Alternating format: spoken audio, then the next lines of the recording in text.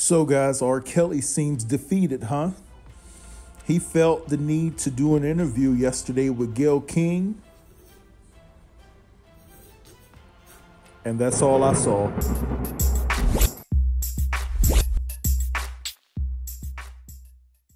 Good morning, YouTube lands. Hope you guys are having a great start to your morning. I'm back in the game with another video, and welcome back to my channel, NC Tough TV. So let's just go ahead and jump right into this commentary, shall we?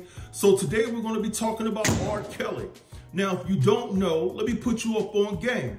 R. Kelly got bold yesterday and decided to do an interview with Gayle King to try and clear his name of the accusations that have been brought against him.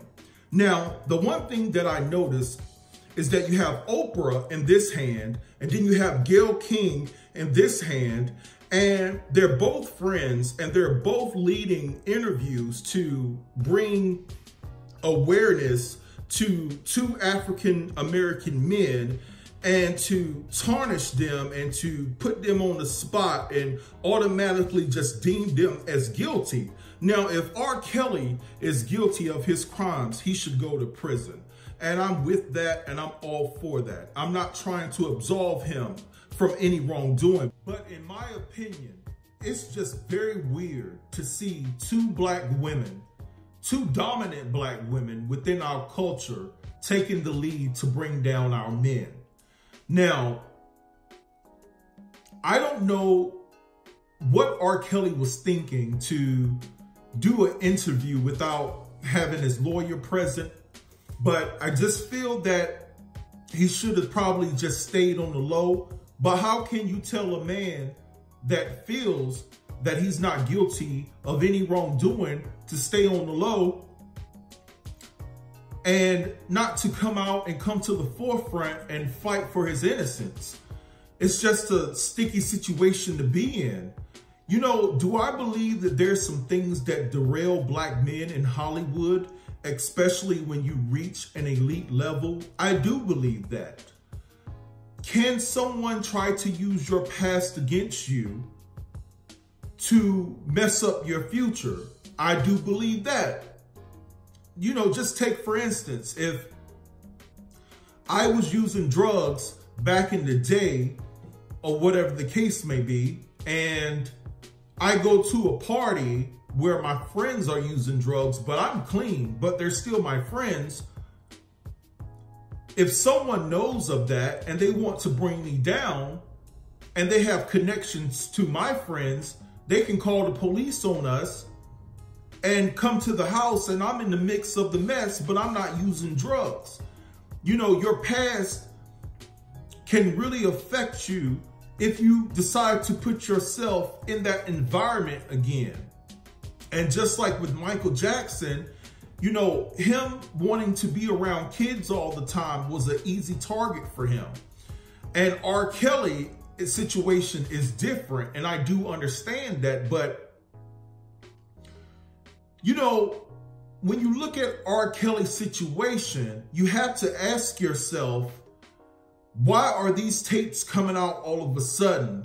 Why haven't these tapes surfaced from the beginning to put R. Kelly away? It just seems very odd to me.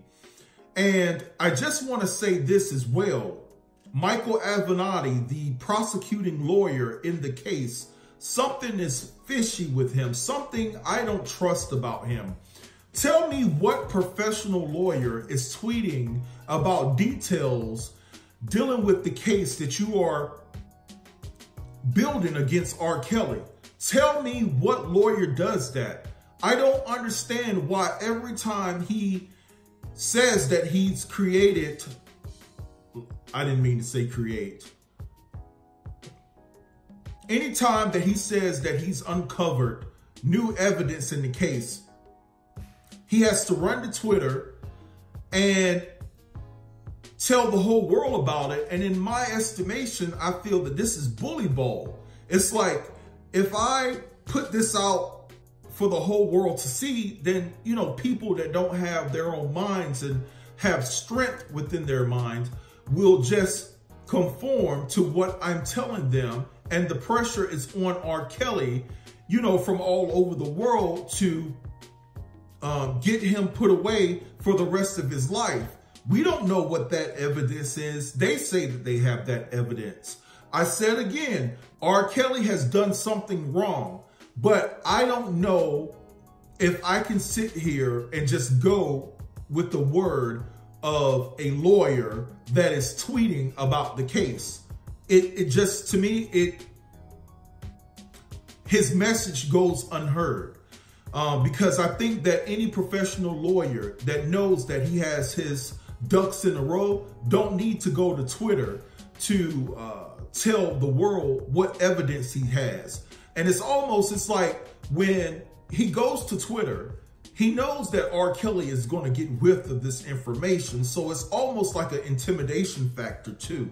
So I'm giving Michael Avenatti the side eye. You have to really watch this lawyer. Something is not right with this lawyer. I'm sorry. It's just something not right about Michael Avenatti. But,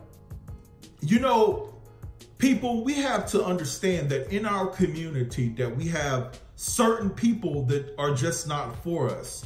And when you look at Gayle King and you look at Oprah and when you look at Steve Harvey and Kanye West, these individuals are people that my mom warned me about.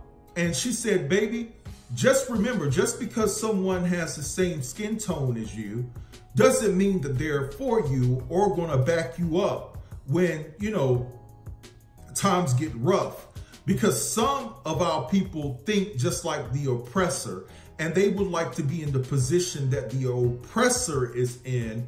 And because they don't like their race, they don't like their color anyway like that. They think that they're better than their own race. You have some of our people that actually think that. And that's why we can never get anywhere as a people, because we always have a few sellouts.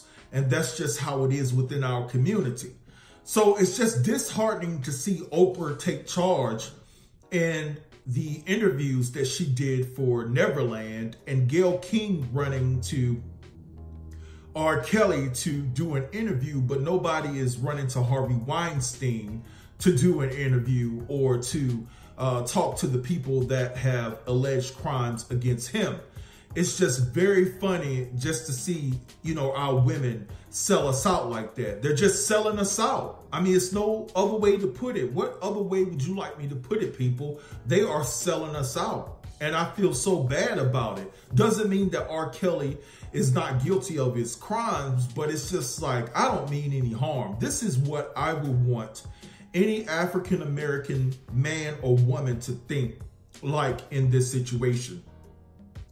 Although he may be guilty, I'm not going to run and assist in putting my own away, with knowing all the things that we've been through and the things that we face on a day-to-day basis. Let them find him guilty. He does need to pay if he's guilty, but I'm not going to be the one to interview and assist or give a hand or give him a push out the door when you have so many people of the other community, like Woody Allen and other people that have not been exposed to the magnitude like a Michael Jackson or even a R. Kelly. I'm not finna do it. And that's the premise that I stand on. But some of us, it's all about the ratings. We're gonna run and get the story and hope that the ratings go through the roof for our own financial benefits. But to be honest, Oprah, when you look at the demographics chart of the top shows for that night, the Neverland documentary, the interview, flopped. And I can show you guys right here. If you look at the demographic, it actually flopped. So Oprah, it was an epic fail on your behalf. It really was. So guys, it's just sad. That's just how I feel. Like, again, I want to reiterate, if R. Kelly is guilty, he needs to pay the price, but you need to let Michael Jackson rest. That's just the bottom line. You need to let his soul rest and leave that man alone and stop trying to capitalize on his celebrity. Even though that man is gone, he's still a bigger celebrity than all of them. So do you look at Gayle King and do you look at Oprah differently? I know I do. I did a story on Oprah yesterday. I did a video. I was just telling you what I thought about Oprah. Do you think that R.Kelly has some validity here, that just because he's been accused of something in the past that he didn't get convicted for, that they're trying to use that against him to convict him now? So just let a brother know what you think. Also, if you like this video, hit the like button. Also, share this video. And if you're new here, subscribe to the channel. And also, don't forget to click the notification bell to be notified of when I drop my next video. Gone.